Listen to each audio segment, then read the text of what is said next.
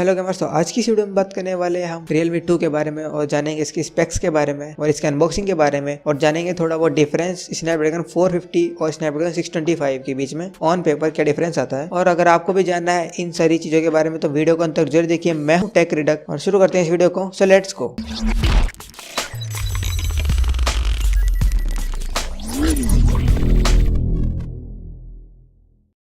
तो डब्बे को खोलने के बाद हमको दिखाई देता है इसमें एक छोटा सा बॉक्स जिसमें है अंदर एक थोड़े बहुत पेपर वर्क्स और एक फोन का बैक कवर जो कि प्लास्टिक का है और रखते हैं उसको थोड़ा बहुत साइड में और निकालते हैं हमारा फोन। और हमारे फोन आ चुका है बाहर जो कि दिखने में बहुत अच्छा नीला कलर का है। उसको भी थोड़ी देर के लिए साइड में रखते हैं और निकालते हैं हमारी सबसे बढ़िया चीज जो कि फोन का पावर करेगी, वो है हमारा फोन का चार्जर जिसके ऊपर ओप्पो लिखा हुआ है क्योंकि Realme ओप्पो का ही सब ब्रांड है। वो है 5 वोल्ट 2 एम्पियर का और इसके साथ हमको बाद में देखने को मिलती है USB केबल जो कि USB टू माइक्रो USB वाली केबल है। तो आ जाते हैं हमारे फोन की तरफ। तो इसके स्पेक्स के बारे में बात करते हैं तो हमें इसमें सबसे बड़ा जो डिस्प्ले है जिसका एक्सपेक्ट रेशियो 19:9 का, जिसका रेजोल्यूशन है 720x1520 पिक्सल्स का और इसमें हमें बैटरी देखने को मिल जाती है 4230 mAh की बैटरी। और सबसे मेन चीज में हमको देखने को मिलता है स्नैपड्रैगन का 450 प्रोसेसर जो कि 14 नैनोमीटर की टेक्नोलॉजी बनाया गया है और इसकी फ्रीक्वेंसी आती है 1.8 गीगाहर्ट्ज की। इसमें कोई बूस्ट और मैक्स फ्रीक्वेंसी नहीं है क्योंकि ये एक फोन का प्रोसेसर है। इस बात को मैं भूल गया था। तो बात करते हैं इसके रैम पे टाइप में। ये है LPDDR3 रैम के साथ ये फोन आता है जो कि 3 या 4 GB के वेरिएंट में हमको देखने को मिल जाता है। और इसके कैमरे के बारे में बात करें तो ये हमको बैक साइड में 13+2 मेगापिक्सल का कैमरा और फ्रंट साइड में 8 मेगापिक्सल का कैमरा देखने को मिल जाता है। और इसकी कैमरे की क्वालिटी बिल्कुल ही एवरेज है। और अगर आप इसके कैमरे से लो लाइट में सेल्फी लेते हो या फिर आप एक बैक कैमरे से फोटो लेते हो तो बहुत ही डाउनग्रेड फोटो आने वाली है। तो बात करते हैं इस फोन के पिछवाड़े के बारे में यानी इसके बैक पैनल के बारे में। वो की प्लास्टिक का देखने को मिलता है जो कि एक नीला कलर का है। ये 3 कलर वेरिएंट में उपलब्ध है जो कि एक ब्लैक, नीला और एक रेड, जो कि रेड वाला जबरदस्त धांसू दिखने वाला फोन है लेकिन ये फोन सिर्फ दिखने में ही अच्छा है। और स्नैपड्रैगन 450 में PUBG खेला नहीं जा सकता है, ये मैं एक्सपीरियंस अच्छी तरह कर चुका हूँ। अगर आपके पास ये फोन है तो अगर आप इस फोन को PUBG खेलने के लिए जैसे ही हाथ में उठाएंगे वैसे ही PUBG बैलेंस सेटिंग पे भी लैग करना चालू कर देगा, स्मूथ सेटिंग पे भी लैग करना चालू कर देगा और HD का इसमें ऑप्शन आता नहीं है। तो बेहतर यही होगा कि आप इसमें अगर PUBG खेलते हैं तो PUBG खेलना बंद कीजिए वरना आपकी रैंक डाउन पे डाउन होती जाएगी। आप गोल्ड पे पहुंच ही नहीं पाएंगे। अगर आप गोल्ड पे नहीं पहुंचे तो आप प्लेटिनम पे, डायमंड पे कैसे पहुंच पाओगे। तो ये फोन गेम खेलने वालों के लिए नहीं बना है क्योंकि PUBG तो आजकल Redmi Note 4 और Redmi Y 2 में भी लैग करने लगा,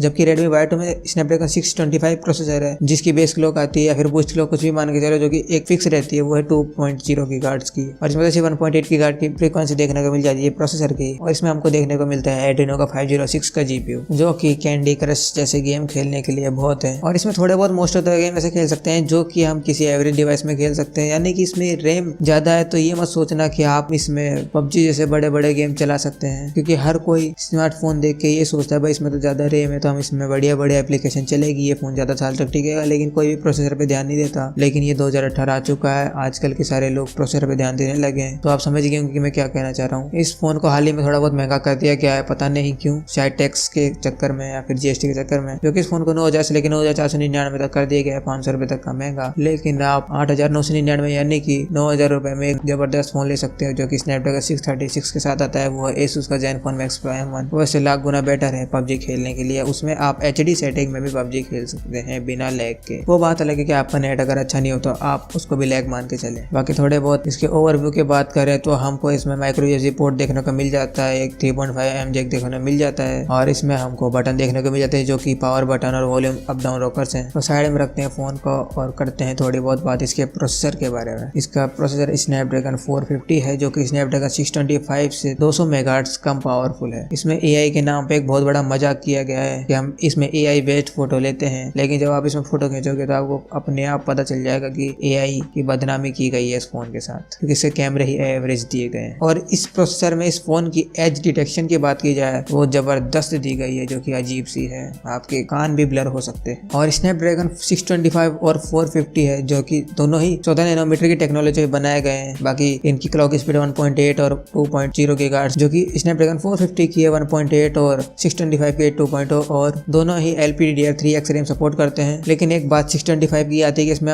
हम 4K वीडियो शूट कर सकते हैं अगर फोन में कैमरे दिए हुए हों तो 30 FPS पे, लेकिन स्नैपड्रैगन 450 में हम नहीं शूट कर सकते हैं। हम इसमें सिर्फ 1080p 60 FPS की वीडियो शूट कर सकते हैं। लेकिन कौन सोचेगा कि मैं बजट फोन में भी 4K वीडियो शूट करूं। तो बढ़ते हैं थोड़े बहुत आगे। इसमें हमको LT का X9 मॉडेम देखने को मिल जाता है जो कि स्नैपड्रैगन 625 450 दोनों में देखने को मिलता है। तो हमको इसमें नेटवर्क में बिल्कुल भी कमी होने वाली नहीं क्योंकि दोनों में सेम मॉडेम देखने को मिलता है। तो ये actually comparison Redmi Y2 Redmi Note 6 का हो रहा है Realme 2 के साथ, जो कि आप प्रोसेसर से ही जान जाएंगे। बस इस फोन में हमको यानी कि Realme 2 में हमको 8 मेगापिक्सल का सेंसर देखने को मिलता है फ्रंट में, जो कि थोड़ी बहुत अच्छी बात है। लेकिन बात आती है जब Asus Zenfone Max Pro M1 की, वो हमको 8 मेगापिक्सल में बढ़िया सेल्फी दे जाता है लो लाइट में भी। मैं रिकमेंड करूंगी कि अगर आप इन दिनों फोन लेने की सोच रहे हो Realme 2, तो उस आइडिया का ड्रॉप करके ये वाला फोन ले लीजिए जो कि है Asus का Zenfone Max Pro M1, क्योंकि इसकी परफॉर्मेंस जबरदस्त है। बाकी आपकी इच्छा, आप कुछ भी कर सकते हो। ये Realme 2 उन यूजर्स के लिए बना है जो कि बजट में Oppo Evo के फोन लेने की सोचते थे, क्योंकि उनका डिजाइन अच्छा होता था, डिस्प्ले अच्छा होता था। तो ये इसलिए आया है कि इसका डिजाइन अच्छा है और ये डिस्प्ले अच्छा है, इसमें हमको नॉच देखने को मिल जाती है। बाकी सब तो इसमें Realme C1 जैसा है। अगर आपको चाहिए एक बजट में बढ़िया फोन तो Realme C1 एक जबरदस्त फोन है, मैं उसको रिकमेंड करता हूँ, ना कि इसको, क्योंकि इसको लेने का कोई ज्यादा फायदा नहीं बनता। क्योंकि इस प्राइस रेंज में हमको Asus Zenfone Max Pro M1 भी देखने को मिल जाता है, तो मैं इसको रिकमेंड नहीं करता इतना ज्यादा कि आप ये लें। जबकि Realme C1 एक जबरदस्त फोन है सेम स्पेक्स के साथ, बस उसमें थोड़ा बहुत डाउनग्रेड किया गया है, बाकी तो सेम ही है। बाकी रैम में कमी कही गई है, लेकिन आप 3 GB रैम का क्या करोगे इस फोन में? इतनी मल्टीटास्किंग कौन सोचेगा करने की? अगर किसी को गेम खेलना ही नहीं है तो गेम सबसे ज्यादा रैम कंज्यूम करता है, जैसे कि इंस्टाग्राम फेसबुक भी करते हैं। लेकिन ये उन यूजर्स के लिए बना है जो कि 24 घंटे व्हाट्सएप पे लगे रहते हैं और फेसबुक पे लगे रहते हैं और इंस्टाग्राम चलाते रहते हैं। इसलिए इसमें बड़ी बैटरी दी गई है जो कि है 4230 mAh की बैटरी। तो बात कर लेते हैं इसके थोड़े बहुत प्रोज एंड कॉन्स के बारे में। तो इसके प्रोज के बारे में बात करें तो इसमें हमको दिख जाता है बढ़िया Oppo Evo जैसा डिजाइन, बढ़िया बिल्ड क्वालिटी और एक बड़ी बैटरी और एक थोड़ा अच्छा प्रोसेसर और 3 GB की रैम और इसका थोड़ा अच्छा दिखने वाला बैक पैनल। तो बात करते हैं इसके कॉन्स के बारे में। तो इसमें हमको देखने को नहीं मिलता है गोरिल्ला ग्लास, और इसमें हमको देखने को नहीं मिलता है एक बहुत अच्छा प्राइस रेंज, और देखने को नहीं मिलता है एक बहुत ही बढ़िया वाला प्रोसेसर जो कि इस फोन में लगा सकते थे। और एक सबसे बड़ा प्रो ये है कि इसकी डिस्प्ले की शार्पनेस, और एक सबसे बड़ी बात कि इसका जो बैक पैनल है वो जबरदस्त दिखने को है। तो इसके बारे में कोई कंप्लेंट नहीं कर सकता कि ये फोन एकदम, कि इस फोन की फर्स्ट लुकिंग एकदम सक्सेसफुल रहे, कि ये फोन फर्स्ट लुकिंग में ही बिक सकता है। बाकी स्पेक्स वाइज इतना ही बेकार नहीं है, लेकिन ये फोन ठीक ठाक परफॉर्मेंस दे देता है, जो कि एक नॉर्मल यूजर है जिसको ज्यादातर बैटरी का काम पड़ता रहता है, यानी कि वो लोकेशन यूज कर रहा है या फिर कभी फेसबुक व्हाट्सएप यूज करता है, तो या फिर कभी कभी ओकेजनली गेम खेलने की इच्छा जताता है, उनके लिए ये फोन एकदम परफेक्ट चॉइस हो सकती है। बाकी जो Realme C1 और भी अच्छा निकल के आता है, क्योंकि इसकी प्राइस थोड़ी कम है, तो डेफिनेटली अच्छा होगा, क्योंकि सेम स्पेक दे रहा है, बस रैम थोड़ी सी कम है, 1 GB रैम कम है उसमें, तो आप उसको भी कंसीडर कर सकते हैं। और एक बात और है कि इस फोन के साथ बहुत बड़ा धोखा होता है पब्लिक के साथ, ना कि फोन के साथ। जब इस फोन को Realme ने लॉन्च करा था तो लोगों ने सोचा था कि ये Realme 1 का सक्सेसर है, लेकिन ये निकला उससे भी डाउनग्रेड। फिर भी ये फोन खूब बिका खूब चला, क्योंकि इसकी लुकिंग इतनी बढ़िया थी कि लोगों ने इसको देखते ही ले लिया, जो कि एक बजट रेंज में एक बढ़िया फोन लेना चाहते थे, क्योंकि उस टाइम पे Realme C1 लॉन्च नहीं हुआ था, तो उनकी मजबूरी भी थी ये लेना, क्योंकि Redmi 5 था जो कि Snapdragon 450 के साथ ना अच्छा नहीं दिखता था, इसलिए इस फोन की सेल्स डाउन नहीं हुई और ये खूब बिका और अभी भी चल रहा है। तो कमेंट सेक्शन में बताइए अगर आपने ये फोन खरीदा है तो आपका एक्सपीरियंस कैसा रहा है। अगर अच्छा रहा है तो आपने इसमें गेम नहीं खेला होगा, और अगर आपके इसमें गेम चल गया हो तो आप बहुत बड़े खुशकिस्मत हैं, क्योंकि मेरे नहीं चल पाए इस फोन में गेम। तो अगर आपको वीडियो पसंद आई हो तो वीडियो को लाइक करें, शेयर करें, चैनल को करें सब्सक्राइब। मैं मिलता हूँ अगली वीडियो में, तब तक के लिए जय हिंद, वंदे मातरम।